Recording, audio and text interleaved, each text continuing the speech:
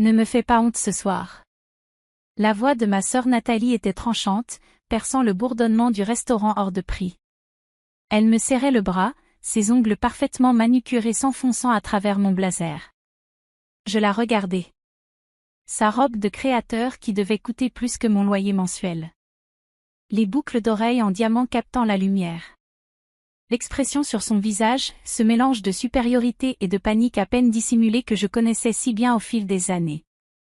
Je suis sérieuse, Vanessa. Le père de Marc va arriver. Le père de mon petit ami. C'est un juge fédéral. Le juge Thomas Reynolds. Tu comprends à quel point c'est important? Je comprends. Tu comprends vraiment? Parce que tu as cette façon de... Elle fit un geste vague de la main. Rendre les choses gênantes. Contente-toi de te taire, d'accord? Souris, hoche la tête, et ne parle pas de ton boulot bizarre. Mon boulot bizarre. Bien sûr. Toute sa famille sera là. Sa mère, sa sœur, tout ce qui compte. Et Marc va bientôt me demander en mariage, je le sais. Je ne peux pas te laisser gâcher ça pour moi. Je ne gâcherai rien, Nat. Elle m'observa avec méfiance, comme si elle essayait de détecter une pointe d'ironie. Essaie juste de te fondre dans le décor. Fais semblant d'avoir ta place ici. Je ne dis rien. Que pouvais-je dire? C'était le monde de Nathalie désormais, les restaurants chers, les petits amis importants, l'ascension sociale. Cela faisait 5 ans que c'était son univers, depuis qu'elle avait décroché son poste en marketing dans une start-up tech et décidé qu'elle valait mieux que l'endroit d'où nous venions. Mieux que moi. Nous avions grandi dans le même petit appartement, partagé la même chambre exiguë, mangé les mêmes repas bon marché. Mais quelque part en chemin, Nathalie avait décidé que sa réussite impliquait d'effacer notre passé. De m'effacer, moi. La famille Reynolds arriva dans un nuage de parfums coûteux et de rires assurés. Marc était exactement comme je l'avais imaginé, grand, beau d'une manière assez banale, portant un costume qui respirait l'argent. Sa mère était élégante, distante, évaluant tout du regard. Sa sœur avait l'air ennuyée. Et puis il y avait le juge Reynolds. Il devait avoir un peu plus de 60 ans, les cheveux argentés, avec cette présence qui poussait instinctivement les gens à se tenir plus droit. Autoritaire. Intelligent. Le genre d'homme habitué à être la personne la plus importante dans n'importe quelle pièce. Il serra la main de Nathalie, lui fit la bise, échangea quelques politesses. Puis son regard se posa sur moi. Quelque chose traversa son visage. Trop rapide pour que les autres le remarquent. Et voici ma sœur, dit Nathalie, la voix tendue. Vanessa. La façon dont elle prononça mon nom. Comme s'il avait un goût amer dans sa bouche. La mère de Marc sourit poliment. Sa sœur me jeta à peine un coup d'œil. Marc lui-même me tendit une main plus par convenance que par réelle chaleur. Nous nous assîmes autour de la longue table, une salle privée qui devait coûter plus cher à louer que ce que je gagnais en une semaine. Je me retrouvais entre la sœur ennuyée de Marc et une chaise vide, ce qui m'allait parfaitement. Nathalie régnait sur la conversation, riait trop fort aux blagues de Marc, lui touchait le bras de façon possessive, s'assurant que tout le monde comprenne bien qu'elle avait sa place ici. Elle était douée pour ça. Elle l'avait toujours été. Les entrées arrivèrent. De minuscules créations artistiques presque trop jolies pour être mangées. Les conversations tournaient autour de moi, action, investissement immobilier, le yacht de quelqu'un, un gala de charité absolument divin le mois dernier. Je mangeais en silence, hochais la tête quand il le fallait, restais invisible. Puis arriva le plat principal, et avec lui, le moment de Nathalie. Elle se leva, un verre de vin à la main, les joues rougies par l'excitation et 2 verres de vin très chers. Je veux juste dire à quel point c'est merveilleux d'avoir tout le monde ici. Marc, tu m'as rendue si heureuse. Et juge Reynolds, Madame Reynolds, merci de m'accueillir dans votre famille. Elle n'en faisait pas encore officiellement partie, mais personne ne la corrigea. Je sais que certaines personnes viennent de débuts modestes, poursuivit-elle, et mon estomac se noua, et doivent travailler dur pour arriver là où elles sont. Je suis tellement reconnaissante d'avoir l'opportunité de faire partie de quelque chose de substantiel. Son regard se posa sur moi. Ce regard-là. Je le connaissais. Ma sœur, par exemple. Elle fit un geste vers moi avec son verre de vin. Vanessa, ici présente, elle cherche encore sa voie. Elle essaie toujours de comprendre ce qu'elle veut faire. J'essaie de l'aider quand je peux, mais parfois certaines personnes ont juste besoin de plus de temps, tu vois? La mère de Marc émit un petit bruit compatissant. Nathalie s'échauffait maintenant, enhardie par l'attention. Je veux dire, je l'aime évidemment, c'est ma famille. Mais soyons honnêtes, je la soutiens depuis des années. Elle a pratiquement été un parasite, vivant de ce que je peux lui laisser. Le mot resta suspendu dans l'air. Parasite. Mon visage s'embrasa. Mes mains se crispèrent sous la table. Marc rit nerveusement. Sa sœur esquissa un sourire narquois. Madame Reynolds avait l'air vaguement mal à l'aise, mais ne dit rien. Et le juge Reynolds me regardait avec une expression que je n'arrivais pas à déchiffrer. Certaines personnes sont simplement meilleures pour réussir quelque chose de leur vie, poursuivit Nathalie, inconsciente de la tension. Tandis que d'autres ont besoin d'aide constante, de soutien permanent. Nathalie. La voix du juge Reynolds trancha son monologue comme une lame. Calme, mais absolue. Elle s'arrêta au milieu de sa phrase, clignant des yeux. Il se leva lentement, sans jamais me quitter du regard. Puis il fit quelque chose qui plongea toute la table dans le silence. Il me tendit la main. Votre honneur, dis-je doucement en me levant pour la lui serrer. Ravi de vous revoir. Le bruit du verre qui se brise fendit le silence. Le verre de vin de Nathalie avait glissé de ses doigts, le vin rouge s'étalant sur la nappe blanche comme du sang. Vous connaissez? Sa voix n'était guère plus qu'un murmure.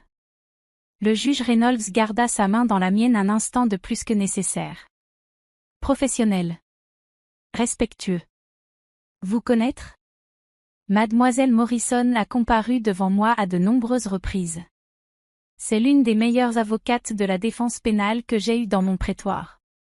Le silence était assourdissant. En fait, poursuivit-il en lâchant ma main et en s'adressant à la table, je lisais justement un article sur sa dernière affaire. L'appel Henderson? Un travail brillant. Absolument brillant. Vous avez fait annuler cette condamnation sur un point que la plupart des avocats auraient manqué. J'esquissai un léger sourire. Merci, votre honneur. Même si je dirais que ce n'était pas seulement un détail technique, la perquisition était clairement inconstitutionnelle. Tout à fait d'accord. Votre argumentation était irréprochable. Il se rassit, me regardant avec quelque chose qui ressemblait à de l'approbation. Depuis combien de temps exercez-vous maintenant? 8 ans.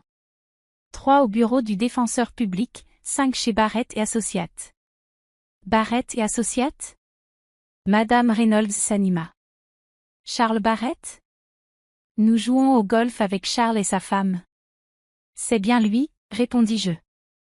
Charles est mon mentor. Il a été incroyablement présent. La sœur de Marc me regardait désormais avec un intérêt nouveau. Attends, tu es avocate? Une vraie avocate? Défense pénale, confirmai-je. Principalement du travail pro bono, des dossiers pour des personnes qui n'ont pas les moyens de se payer un avocat. Mais je prends aussi quelques affaires privées. Nathalie était figée, son visage traversé par une quinzaine d'émotions différentes. Le choc. La confusion. L'horreur. Puis la prise de conscience. Votre sœur n'a jamais mentionné que vous étiez dans le droit, remarqua le juge Reynolds, avec une pointe appuyée dans la voix. Nous ne parlons pas beaucoup de travail, répondis-je avec diplomatie. C'était un euphémisme.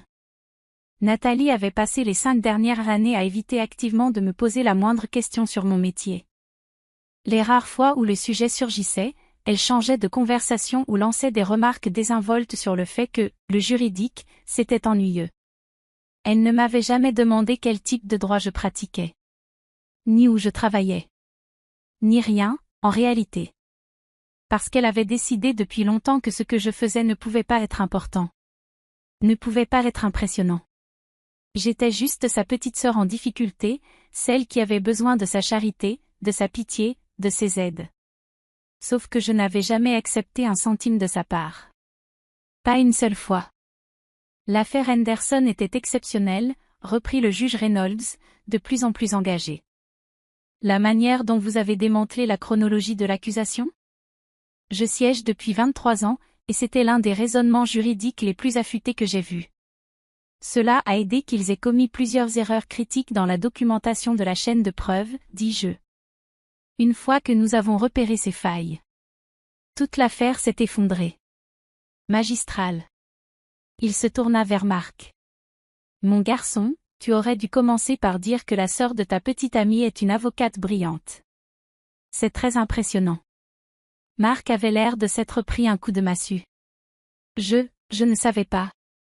Tu n'as pas demandé, dis-je doucement. Personne n'avait demandé. Ni à Thanksgiving, quand Nathalie avait mentionné que j'étais, encore dans ce truc de droit. Ni à Noël, quand elle avait plaisanté sur le fait que je défendais des criminels pour gagner ma vie, avec des guillemets dans la voix. Ni lors d'aucune réunion de famille où elle m'avait présenté avec une gêne à peine dissimulée. Ils avaient tous simplement supposé.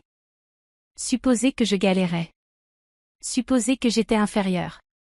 Supposé que parce que je ne portais pas de vêtements de créateur et que je ne conduisais pas une voiture de luxe, je devais forcément m'échouer. Quel type d'affaires prenez-vous ? Demanda Madame Reynolds, et cette fois, elle semblait réellement intéressée. Principalement de la défense pénale pour des clients défavorisés. Des personnes qui se perdent dans le système parce qu'elles n'ont pas les moyens de s'offrir une bonne représentation. Condamnation injustifiée, peines excessives, affaires de bavure policière. Cela doit être un travail difficile, dit-elle pensivement. Ça l'est. Mais c'est important. Tout le monde mérite une défense digne de ce nom, quel que soit son compte en banque. Le juge Reynolds hocha la tête avec approbation. C'est exactement l'état d'esprit dont la profession juridique a besoin. Trop de jeunes avocats, de nos jours, ne font que courir après l'argent des grandes entreprises. Contrairement à son fils, pensais-je sans le dire. Marc travaillait pour un immense cabinet d'affaires, faisant des fusions-acquisitions ou quelque chose d'aussi dénué d'âme. Il gagnait des sommes obscènes. Et n'en faisait absolument rien de significatif. Comment vous êtes-vous rencontrés ? Demanda soudain la sœur de Marc, en faisant un geste entre le juge et moi. J'avais une affaire devant un tribunal fédéral il y a environ 4 ans, expliquai-je. Je contestais un mandat de perquisition fédérale. Le juge Reynolds présidait. Et je vous ai donné du fil à retordre, si je me souviens bien, dit-il avec un léger sourire. Vous avez tenu bon avec brio. Vous ne vous êtes pas laissé intimider une seule seconde. Vous me testiez. En effet. Et vous avez réussi. Il prit une gorgée de vin. Nous nous sommes recroisés plusieurs fois depuis.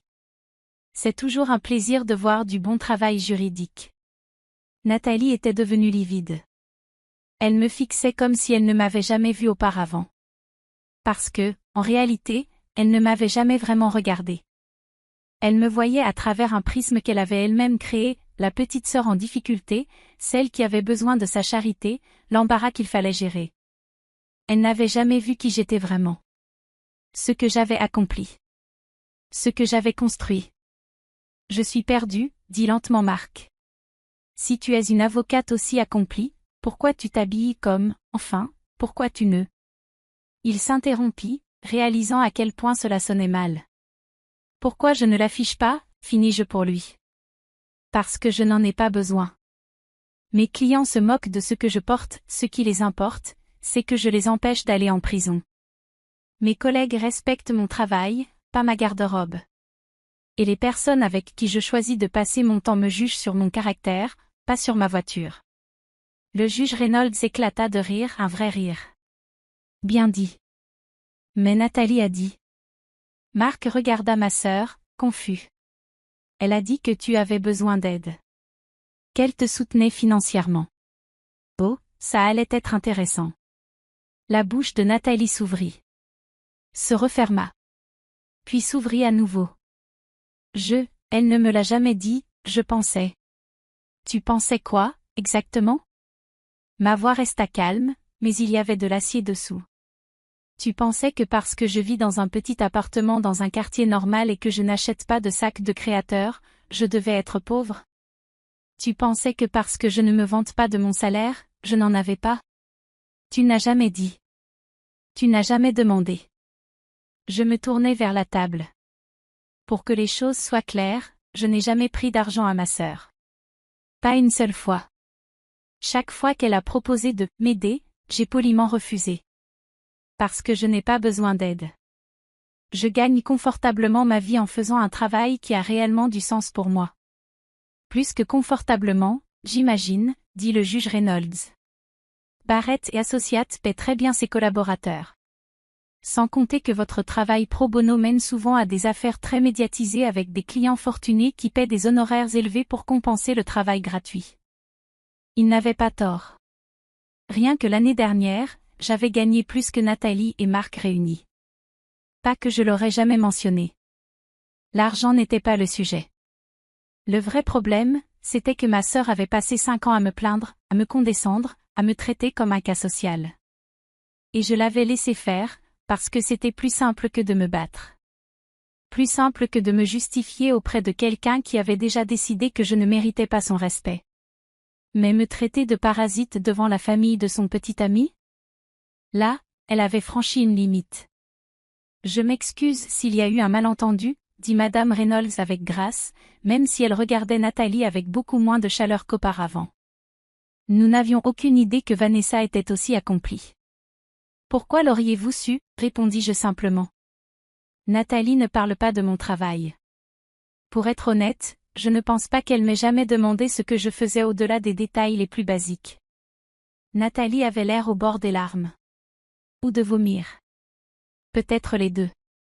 Eh bien, dit le juge Reynolds en levant son verre, j'aimerais proposer un toast.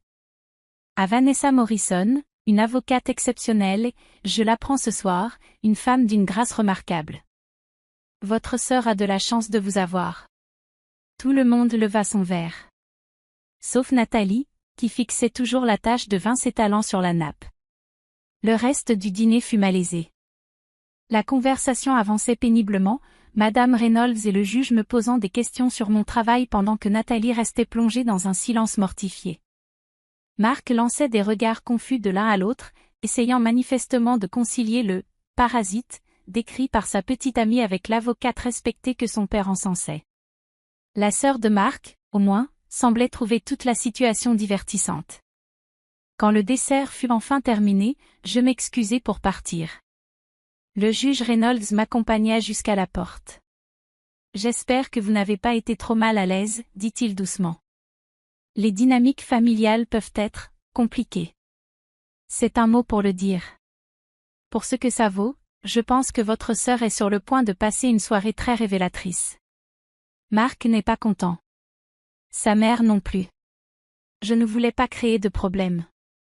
Vous n'avez rien créé. Vous avez simplement existé tel que vous êtes, et votre sœur n'a pas supporté que la réalité ne corresponde pas à son récit. Il me serra à nouveau la main. Continuez le travail que vous faites. Le système judiciaire a besoin de plus de personnes comme vous. Je quittai le restaurant et marchai jusqu'à la station de métro, respirant l'air frais de la nuit. Mon téléphone vibrait déjà de messages. Nathalie, il faut qu'on parle. Nathalie, je ne savais pas. Nathalie, tu aurais dû me le dire. J'éteignis mon téléphone. Elle aurait dû demander. Se soucier suffisamment de connaître réellement sa propre sœur, au lieu de se fabriquer une fiction pratique qui la faisait se sentir supérieure. Le lendemain matin, elle se présenta à mon appartement. Le petit appartement qu'elle avait toujours regardé avec dédain. Celui du « quartier douteux » que j'avais choisi parce qu'il était proche du tribunal et de mes clients. « Tu m'as humilié, dit-elle, les larmes coulant sur son visage. « Je t'ai humilié ? Nathalie, tu m'as traité de parasite. Je ne savais pas. Tu ne savais pas parce que tu n'as jamais cherché à savoir. » Ma voix monta. 5 ans, Nat. 5 ans à me traiter comme si j'étais inférieure. À faire des blagues sur mon travail, mon appartement, mes vêtements. À m'offrir ton aide, comme si j'étais un cas social. Et tu ne m'as jamais demandé, pas une seule fois, comment j'allais. Sur quoi je travaillais. Si j'étais heureuse. Elle s'effondra sur mon canapé d'occasion. Marc m'a quittée. Sa mère m'a traité de cruelle. Son père a dit que je manquais de caractère. J'aurais dû me sentir vengée. À la place, je me sentais simplement épuisée. Je suis désolée, murmura-t-elle. J'ai été horrible avec toi. J'étais tellement focalisée sur l'idée d'impressionner la famille de Marc, de m'intégrer dans leur monde, que je t'ai rabaissée pour me sentir plus grande. Oui. C'est exactement ce que tu as fait. Tu peux me pardonner? Je m'assis à côté d'elle. Je pensais à toutes ces années de cruauté banale. Aux remarques désobligeantes. Aux offres d'aide condescendantes dont je n'avais pas besoin. À la façon dont elle m'avait présenté la veille, comme si j'étais une honte. Mais je pensais aussi à nos enfants, partageant cette minuscule chambre, rêvant de ce que nous deviendrions. Avant que la réussite, le statut et les marques de luxe ne viennent tout gâcher. Peut-être, dis-je enfin. Mais les choses doivent changer, Nat. Vraiment changer. Plus d'hypothèses. Plus de mépris parce que je ne vis pas comme toi. Plus de moi comme accessoire pour te mettre en valeur. Je te le promets. Elle me serra la main. Je suis tellement désolée. Tellement désolée. Il faudrait du temps. La confiance ne se reconstruit pas du jour au lendemain. Mais elle restait ma sœur, et malgré tout, je l'aimais encore. Même si elle m'avait traité de parasite devant un juge fédéral. Ça, ce ne serait jamais complètement drôle. Merci d'avoir regardé. Laissez un like si vous avez aimé cette histoire, n'oubliez pas de vous abonner si ce n'est pas encore fait, et cliquez sur la carte au-dessus pour découvrir d'autres histoires comme celle-ci. À la prochaine.